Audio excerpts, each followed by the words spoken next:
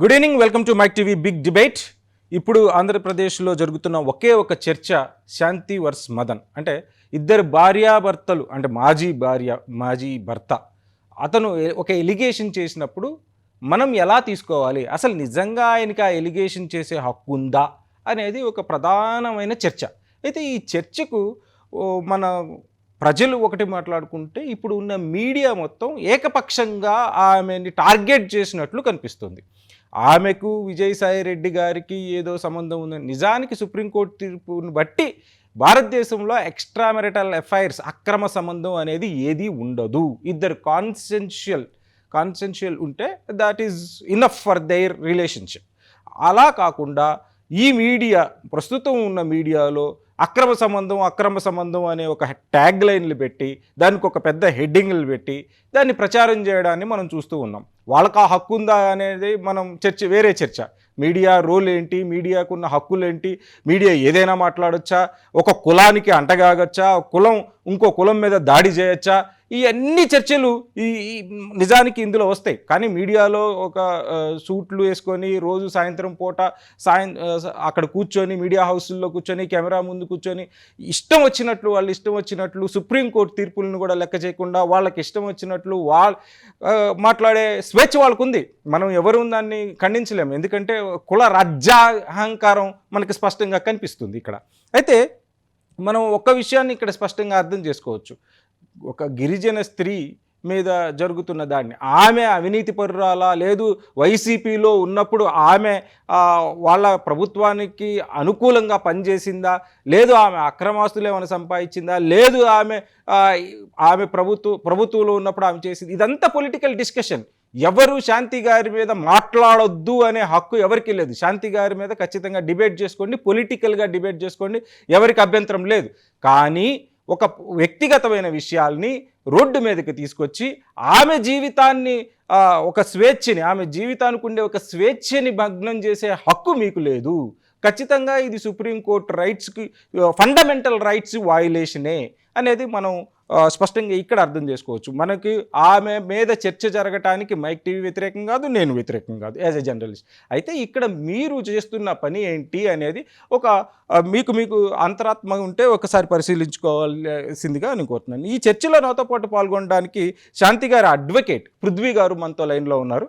ఒకసారి పృథ్వీ గారితో మాట్లాడి మనం అన్ని విషయాలు తెలుసుకుందాం, వాళ్ళ సైడ్ ఏం జరుగుతుందనే విషయాలు తెలుసుకుందాం. ఎందుకంటే మీడియా మొత్తం ఏకపక్షంగా ఈ విషయాన్ని తేల్చేస్తున్నారు. వాళ్ళే సుప్రీంకోర్టులు, వాళ్ళే హైకోర్టులు, వాళ్ళే పంచాయతీ సెక్రటరీ, లేదు మనం ఊళ్ళల్లో పెట్టుకునే పంచాయతీలు, వాళ్ళే తీర్పులు ఇచ్చేస్తారు, అన్నీ వాళ్ళే చేసేస్తారు. ఇది మనకు స్పష్టంగా మీడియా రోజు సాయంత్రం డిబేట్లలో జరుగుతున్న ఒక ప్రక్రియ. దానికి విరుద్ధంగా మనం ఈరోజు వాళ్ళ సైడ్ ఆఫ్ వర్షన్ ఏంటనేది శాంతి గారి అడ్వకేట్తో మనం ఒకసారి మాట్లాడి వాళ్ళ వర్షన్ ఏంటో అనేది ఒకసారి మనం తెలుసుకుందాం. పృథ్వీ గారు నమస్కారం. నమస్తే సార్. పృథ్వీ గారు, ఇప్పుడు జరుగుతున్న విషయాలలో అసలు మీ సైడ్ ఆఫ్ ది వర్షన్, శాంతి గారి సైడ్ ఆఫ్ ది వర్షన్ ఏంటి? ఆ బిడ్డకి తండ్రి ఎవరు అనే అడిగే హక్కు ఆ సదరు వ్యక్తికి ఉందా లేదా? ఓకే సార్, ఇప్పుడు మనం గత కొన్ని రోజులుగా రాష్ట్ర వ్యాప్తంగా జరుగుతున్నటువంటి ఈ చర్చలో మనం చూస్తూనే ఉన్నాం.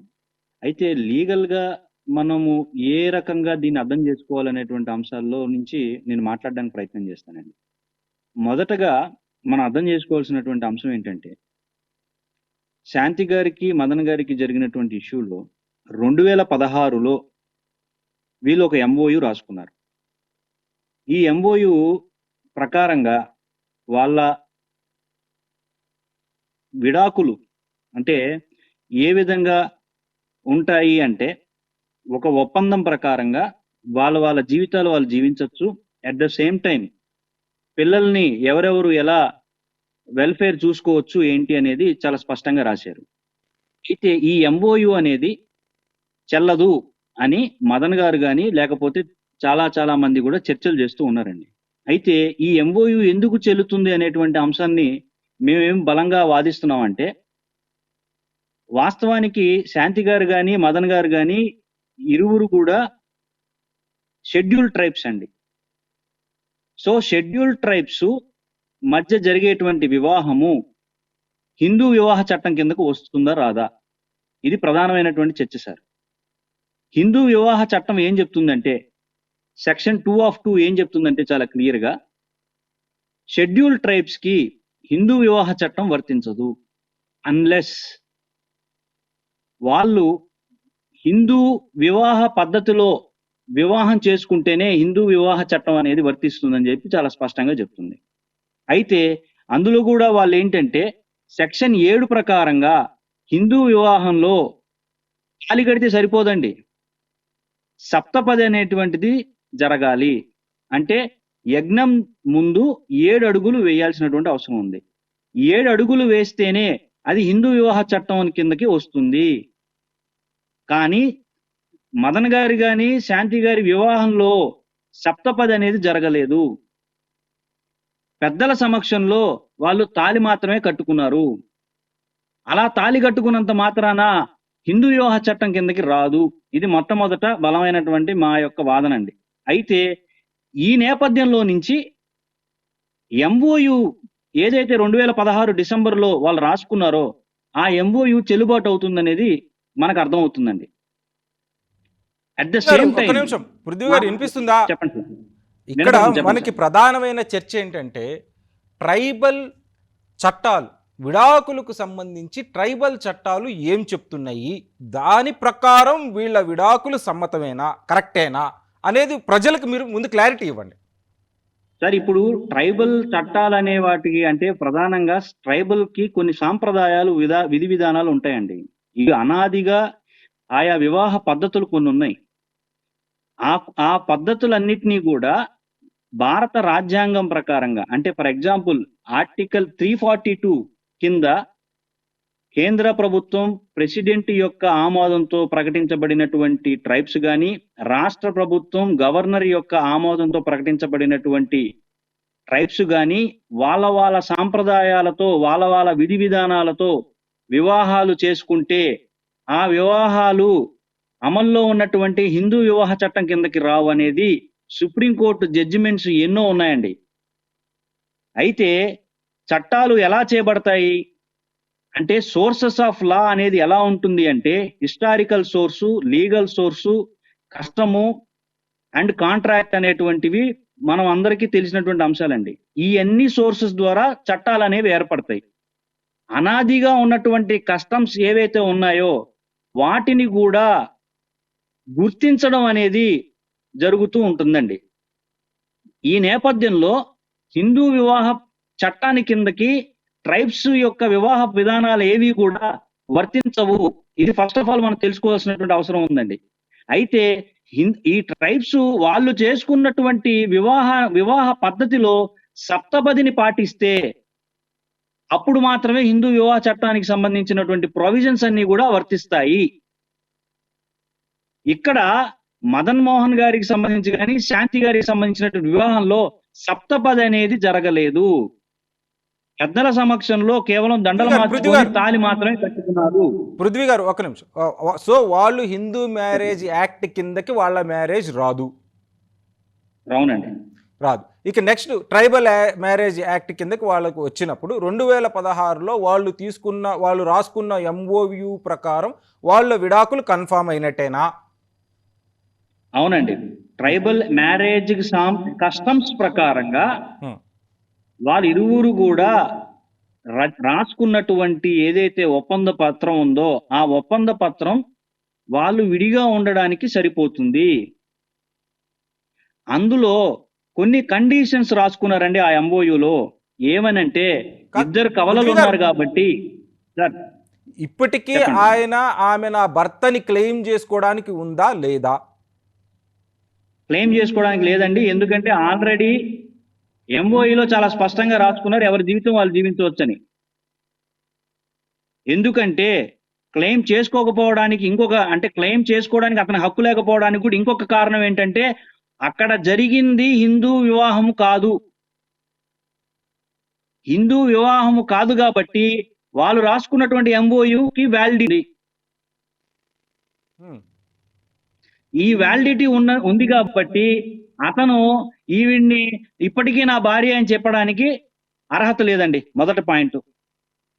ఆ పాయింట్, ఆమె భార్య మదన్కి ఇంకా ఆమె భార్య కాదు. కాదండి. మరి ఆయన ఇప్పటికీ క్వశ్చన్ చేసే హక్కు ఉంది ఆయనకి. మరి అప్పుడు ఆమె భార్య ఉన్న సార్ భార్యగా ఉంటేనే సార్ ఆయన క్వశ్చన్ చేయలేడు. మరి భార్య ఇప్పుడు ఒక భార్య కాని పాయింట్ ఆమెని ఏంటంటే ఉమ్, ఇందులో మనం అర్థం చేసుకోవాల్సింది ఏంటంటే సార్, ఉమ్, కండిషన్ రాసుకున్నారు సార్. వీళ్ళు ఎంఓయూలో కండిషన్ రాసుకున్నారు. 5 ఓకే. సంవత్సరాల లోపు ఉమ్, శాంతి గారికి 30 లక్షలు ఇవ్వాలి ఓకే. అనేది కండిషన్ రాసుకున్నారు. ఉమ్, ఇప్పుడు ఈ కండిషన్ అయిపోయిన తర్వాత వాళ్ళు ఏం చేశారంటే 2024లో ఉమ్, కోర్టుని ఆశ్రయించారు. అది కూడా మ్యూచువల్ డివోర్స్ ఆశ్రయించారు. ఇప్పుడు ఆయనకి శాంతి గారి మీద రకరకాల అభియోగాలు ఉన్నప్పుడు ఇండివిజువల్ డివోర్స్ చేసుకోవచ్చు కదా. కానీ ఇండివిజువల్ డివోర్స్ చేసుకోకుండా మ్యూచువల్ డివోర్స్ మాత్రం ఫైల్ చేసుకున్నారండి. ఆ మ్యూచువల్ డివోర్స్ లో కూడా టర్మ్స్ అండ్ కండిషన్స్ లో 2 ప్రధానమైనటువంటి టర్మ్స్ అండ్ కండిషన్స్ ఉన్నాయి సార్. అవి ఏంటంటే, మొట్టమొదటిది శాంతి గారు మదన్ గారు వాళ్ళ యొక్క పిల్లల విషయంలో శాంతి గారే మొత్తం ఇద్దరి కవలల బాధ్యతల్ని వెల్ఫేర్ ని చూసుకోవాలని చెప్పి స్పష్టంగా రాశారు సార్. అది very clear. Um, at the same time um. 2020 నుంచి మేము కలిసి లేమని చెప్పి రాసుకున్నారు. 20 నుంచి కలిసి లేము. కలిసి లేమని చెప్పి కండిషన్స్ లో రాసుకున్నారు. ఓకే. ముందు నుంచి ఏంటి 2016 నుంచే వాళ్ళు విడిగా ఉండాలని చేసి ఒక ఒప్పందం రాసుకున్నారు యాజ్ పర్ దేర్ ట్రైబల్ ప్రకారం. తర్వాత లీగల్ గా వచ్చినప్పుడు ఏం చేశారంటే 2020 నుంచి మేము కలిసి లేము అని 2024లో వాళ్ళు విడాకులు వేసుకున్నారు. ఆ టర్మ్స్ అండ్ చాలా స్పష్టంగా ఏమని రాశారంటే 2020 నుంచి మేము విడిగా ఉన్నామని రాశారు. ఇప్పుడున్నటువంటి ఇద్దరు కవలలు కూడా శాంతి గారే బాధ్యత తీసుకొని శాంతి గారే చూడాలి అనేటువంటి నేపథ్యం రాసుకున్నారండి సార్. ఇది వెరీ క్లియర్ సార్. 2016 నుంచి విడిగా ఉండాలని ఒక ఒప్పందం చేసుకున్న వాళ్ళు లీగల్ గా డైవర్స్ తీసుకుని మ్యూచువల్ డైవర్స్ కి అప్లై చేసేటప్పుడు 2020 నుంచి సపరేట్ గా ఉన్నామని ఎలా రాసుకున్నారు? అంటే ఎందుకు రాసుకున్నారంటే సార్, ఆ కండిషన్ ఉంది ఎంఓయూలో. 5 years లోపు 30 lakhs శాంతి గారికి చెల్లించాలి. ఓకే. ఈ కండిషన్ అయిపోయిన తర్వాత వాళ్ళు ఇరువురు కూడా 2020లో ఇది ఫైల్ చేసుకున్నారు. ఈ 2024 సారీ అండి, 2024లో ఫైల్ చేసుకున్నారు. ఈ 2024లో ఫైల్ చేసుకున్నటువంటి నేపథ్యంలో 2020 నుంచి మేము దూరంగా ఉన్నామని చెప్పారు. Okay sir. ఇది సార్ ఇక్కడ మనం అర్థం చేసుకోవాల్సింది ఏంటంటే, ఆ ఎఫిడవిట్ లో కూడా 2020 నుంచి దూరంగా ఉన్నామని చెప్పి కోర్టుకి సబ్మిట్ చేసిన తర్వాత 2020 తర్వాత ఆ బాబు 2023లో పుట్టాడు ఏప్రిల్లో. అటువంటి బాబు ఎవరికి పుట్టారనేటువంటి చర్చ చేయడం అనేది చాలా హాస్యాస్పదం అండి. ఎందుకంటే 2016 ప్రకారం 16 నుంచి ఎంఓయూ ప్రకారం విడిగా ఉన్నారు. 2020 నుంచి అఫిడవిట్ ప్రకారంగా వాళ్ళు 20 నుంచి విడిగా ఉన్నారు. విడిగా ఉన్నటువంటి నేపథ్యంలో 2023లో పుట్టినటువంటి బాబు ఎవరికి పుట్టారనేటువంటి చర్చ చేయడం అనేది ఎంత హాస్యాస్పదం సార్. మరి ఈ చర్చ ఎందుకు జరుగుతుంది ఇప్పుడు సార్? అందుకని ఇక్కడ మనం అర్థం చేసుకోవాల్సింది ఏంటంటే, ఈ మదన్ మోహన్ గారు ఇచ్చినటువంటి డిపార్ట్మెంట్కి ఇచ్చినటువంటి కంప్లైంట్ లో కూడా చాలా స్పష్టంగా ఏమని అన్నారంటే, ఒకసారి ఈవిడ ఐవీఎఫ్ కి వెళ్ళారని, ఇంకొకసారి ఏమో విజయసాయి రెడ్డి పేరు చెప్పారు, ఇంకొకసారి ఎల్లయ్య పుల్లయ్య పేరు చెప్పారు, ఇంకొకసారి ఏమో నేను కనుక్కుంటే నాకు సుభాష్ అనేటువంటి వ్యక్తి ద్వారా ఈ బిడ్డ కన్నారని తెలిసిందని చెప్పేసి ఆయన ఆ కంప్లైంట్ లెటర్ లో రాశారు.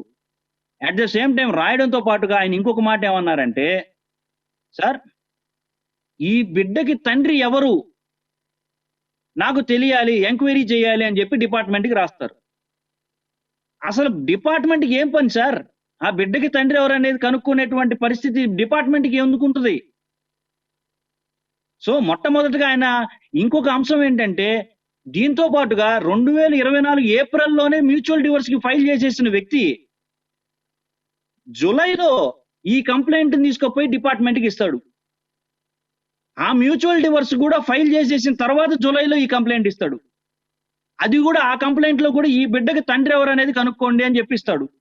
దానికి ఆ బిడ్డకి చెప్పండి. అంటే ఆ కంప్లైంటే ఒక హాస్యాస్పదమైనటువంటి అంశం అండి.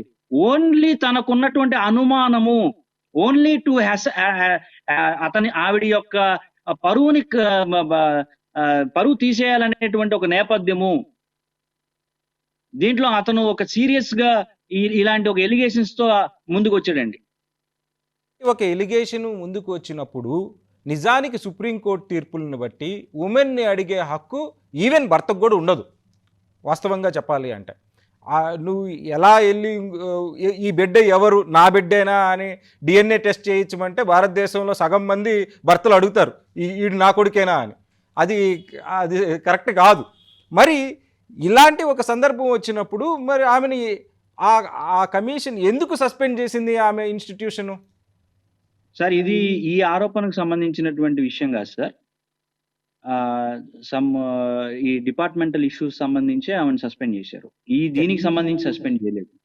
ఇప్పుడు జరుగుతున్న చర్చ మొత్తంలో ఆమె క్యారెక్టర్ అసాసినేషన్ అవుతుంది అన్న ఆ స్పృహ మొత్తం మీడియాకి కానీ వీళ్ళెవరికి కానీ లేదా సార్? ఇప్పుడు అది మనకు కనపడుతుంది కదా sir.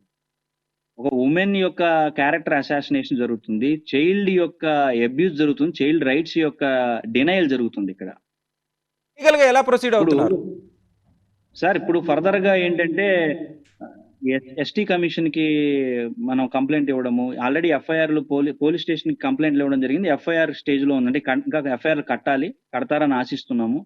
At the same time మహిళా కమిషన్ కి వీటన్నిటి కూడా ఇవ్వాలనుకుంటున్నామండి. ఈ నేపథ్యంలో ఇద్దరు ఎస్టీలే కాబట్టి SC ST prevention of atrocity case వచ్చే అవకాశం ఉండకపోవచ్చు కదా? ఉందండి. సెక్షన్ 3 ఆఫ్ ఆర్ కింద